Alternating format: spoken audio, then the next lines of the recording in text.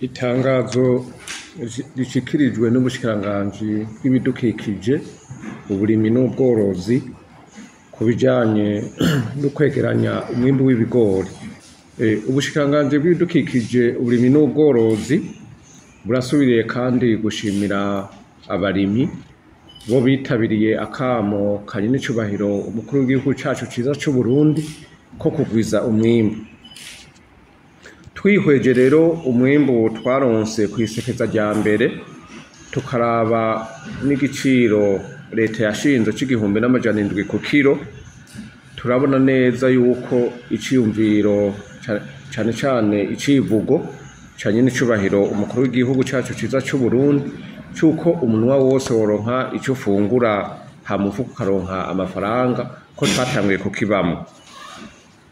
Kw'iri sekeza rero twatanguye ubwa mbere, twarashoboye kwegeranya umwimbu urenga ibihumbi 36. Uwo mwimbu rero nk'uko mubizi wakiriwe mu mahangare mato mato ari mu makomine, ariko vyarabaye ngombwa yuko tubanza guhagarika kuko ayo mahangare yaramaze kurengerwa, bigasaba rero yuko uwo mwimbu twari twaronse tubanza kujana ku mahangare manini manini yoyo ategekanijwe neza kugira ngo umwimbu ubikwe neza.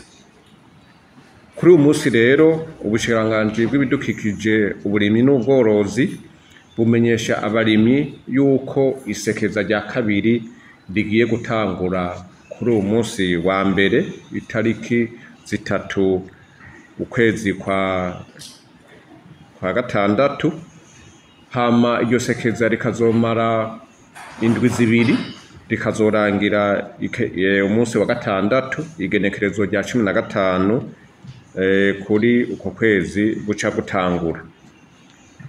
Bivanye rero nuko ikigo Anagesa kitashoboye kumenya umwimbu usigaye mu mihana y'abenegihugu abimbuye, bisaba rero yuko abenegihugu kuva kuri uwo munsi wa mbere bazana umwimbu wabo kugira ngo babanze babandike, babahe n'icemezo c'umwimbu bazanye, gutyo rero leta ishobore kumenya umwimbu n'uburyo bukenewe.